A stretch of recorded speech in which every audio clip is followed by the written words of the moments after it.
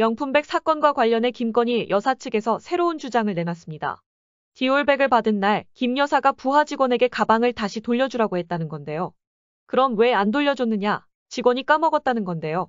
이런 가운데 김 여사 측은 검찰에 나가 조사받는 건 거듭 안 된다는 입장입니다. 검찰은 최근 대통령실 유 모 행정관을 참고인으로 조사했습니다.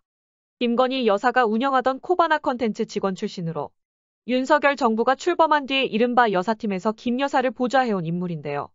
유 씨는 최재형 목사가 김 여사에게 디올백을 건넨 재작년 9월 13일. 당일 김 여사로부터 가방을 돌려주라는 말을 들었다고 검찰에 진술했습니다. 그런데 깜빡 잊어버려 디올백을 돌려주지 못했다는 겁니다. 유 씨의 진술 내용은 김건희 여사 변호인이 언론에 공개했습니다. 김 여사 변호인은 자신이 김 여사에게도 반환 지시를 직접 확인했다고 했습니다. 하지만 이런 지시가 있었다는 걸 뒷받침할 문자 메시지나 메모 같은 물증은 없다고 했습니다. 이제서야 해명에 나선 것도 의문인데요. 지난해 11월 디올백 영상이 공개된 뒤 반년이 넘도록 대통령실은 김 여사의 반환 지시를 공개하지 않았습니다. 윤석열 대통령도 올해 2월과 5월 두 차례 해명 기회가 있었지만 마찬가지였습니다. 제 아내의 현명하지 못한 처신으로 국민들께 걱정 끼쳐드린 부분에 대해서 사과를 드리고 있습니다. 최 목사는 300만 원짜리 디올백 말고도 180만 원 상당의 샤넬 화장품과 40만 원대 듀어스 27년산 위스키도 김 여사에게 줬다고 주장하고 있습니다. 샤넬 화장품과 위스키 행방에 대해 김 여사 변호인은 검찰 수사 중이라며 답하지 않았습니다. 디올백은 대통령실의 포장재 그대로 보관 중이라고 했습니다. 검찰은 압수수색 영장을 발부받는 것보다 대통령실에 공문을 보내 디올백을 확보하는 방안을 검토하고 있는 것으로 알려졌습니다. 김 여사에 대한 조사도 임박한 가운데 변호인은 처벌 근거가 없다며 소환 조사 불가를 거듭 주장했습니다. 대통령 기록물이라서 사과할 일도 전혀 없고 이걸 돌려주면 국고 횡령에 해당한다. 그럼 국고에 귀속하면 되는 대통령 기록물인데 뭐가 문제가 된다고 박절하지 못했단 얘기가 나왔던 걸까요? 그러다 또 입장이 바뀌어서 대통령 기록물인지 아직 판단을 하지 않았다 하는지. 그러더니 이제는 김건희 여사는 사실 돌려주라고 했는데 부하 직원이 까먹은 거라 하고. 그럼 그동안의 주장은 대체 뭐였을까요? 대통령실은 지난 1월 19일 김건희 여사의 명품백 의혹에 대해 처음 입장을 밝혔습니다. 국민의힘 김경률 비대위원이 공개적으로 사과를 요구했던 이른바 마리 앙뜨와네트 발언 이틀 뒤입니다. 대통령실은 명품백을 선물로 규정했다고 하는데요. 대통령 부부에게 접수되는 모든 선물은 규정에 따라 관리나 보관되는 만큼 문제될 이유도 사과할 필요도 없다는 건데요. 여권 내 친윤 핵심은 이미 국가 재산이 됐으니 돌려줄 수 없다. 고까지 주장했습니다. 국고에 기속된 물건을 반환하는 것은 국고 횡령이에요.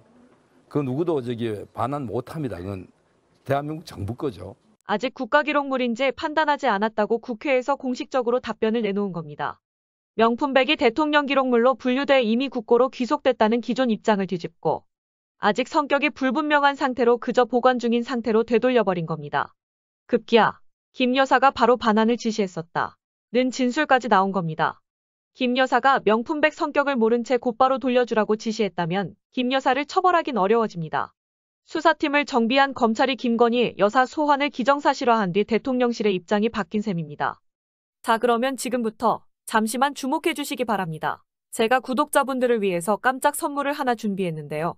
제가 항상 여러분들께 뭐라고 말씀을 드렸나요? 뉴스만 평소에 잘 챙겨보셔도 돈이 된다, 돈을 벌 수 있다라고 말씀을 드렸는데요. 자, 여러분들 여기 보이시는 이스라엘과 하마스 전쟁 같은 뉴스를 보게 되면 여러분들은 어떤 생각이 드시나요? 그냥 뉴스만 보고 끝내는지 아니면 이 뉴스를 어떻게 이용할 수 있는지 이 부분을 고민하고 계시는지 되물어보고 싶습니다. 자, 그 이유가 뭐냐면 제가 지난 11월 초에 여러분들께 뭐라고 말씀을 드렸죠. 지금은 반도체 산업에 관심을 가져야 한다. 뉴스만 보고 그냥 넘기지 마시고 투자 쪽으로 생각을 한번 해보셔야 한다라고 말씀을 드렸습니다. 그리고 나서 이런 썸네일들 뉴스를 통해서 많이 보셨을 텐데요. 이런 반도체 산업이 이슈가 됐을 때 부자들은 어떻게 생각한다고 했나요? 반도체 관련주는 뭐가 있는지, 어떤 종목이 가장 좋은지, 어디에 투자해야 돈이 몰리는지 자연스럽게 생각한다고 제가 말씀을 드렸죠. 그 이유가 뭐냐면 부자들이 봤을 때는 이슈가 곧 돈으로 이어지고 그 이슈가 나에게 돈을 벌어준다는 경험적 확신이 있기 때문에 부자들은 항상 이런 사회적 이슈를 관심 있게 챙겨본다. 이렇게 제가 말씀을 드렸는데요. 제가 지난번에 시청자분들과 함께하는 주식으로 수익 내기 이벤트를 진행했었는데요. 당연히 100% 무료로 진행을 했었고, 자, 여기 보시면 아시겠지만 제가 지난번에도 저한테 구독이라는 문자 남겨주신 모든 시청자분들께 이렇게 반도체 관련주 중에 가장 급등할 확률이 높은 딱 한 종목, 많은 종목이 아니라 딱 제주반도체 한 종목을 여러분들에게 추천드렸어요. 그러면서 여기 나와 있는 대로 정확히 얼마에 매수해야 하는지, 그리고 수익률이 어느 정도 나왔을 때 팔아야 하는지 이런 부분들까지 여러분들에게 정확히 알려드렸었는데, 자, 지금 실제로 어떻게 되었나요? 오른쪽을 보시면 아시겠지만 제가 11월 초에 문자로 이 제주반도체를 소개해드리고 나서 실제로 한 달도 지나지 않아서 이렇게 주가가 2배 이상 급등이 나왔습니다. 그리고 1월 말까지 이 상승세가 계속해서 이어졌죠. 그래서 당시에도 굉장히 많은 분들이 제가 드린 이 종목 제주반도체로 수익을 내실 수가 있었을 텐데요. 다시 한번 축하드린다는 말씀을 드리겠고, 자, 이번에도 마찬가지입니다. 최근에 이슈되고 있는 것이 AI, 즉 인공지능 산업이기 때문에 우리가 이렇게 생각해 봐야겠죠.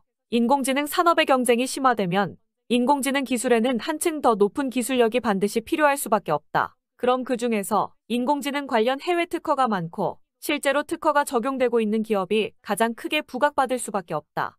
당연히 우리가 이렇게 생각해야 된다는 겁니다. 자, 그렇기 때문에 제가 이번에도 뭘 보내드린다. 인공이라는 문자 보내주시면 제가 인공지능 관련주 중에 앞으로 대장주 역할을 하면서 주가가 가장 크게 급등할 한 종목을 구독자분들에게 문자로 종목명과 사고 파는 시점을 모두 알려드릴 거예요. 그래서 여러분들이 주식으로 돈 버는 연습을 한번 해보시라, 이렇게 말씀을 드리고, 혹시라도 나는 주식을 하지 않는다 하시는 분들은 주변에 주식하시는 분들에게 추천을 해주셔도 되고, 아니면 연세가 있으셔서 투자가 어려우신 분들은 이 종목을 가지고 자녀분들에게 한번 사봐라, 이걸로 한번 수익을 내서 용돈 좀 챙겨줘라, 이렇게 조언을 해주실 수도 있는 거겠죠. 그래서 지금 이 영상을 보시는 시청자분들 중에 나도 이번 종목이 좀 궁금하다 하시는 분들은 누구나 상관없이, 그리고 어느 시간대나 상관없이 부담 없이 이렇게 상단에 제 번호를 항상 남겨놓고 있습니다. 010-6819-3137번호로 저에게 이런 식으로 인공이라는 문자 보내주시면 제가 이번에도 똑같이 무료 추천 급등주 문자를 보내드리겠습니다. 이해되시죠? 제 번호 010-6819-3137번호로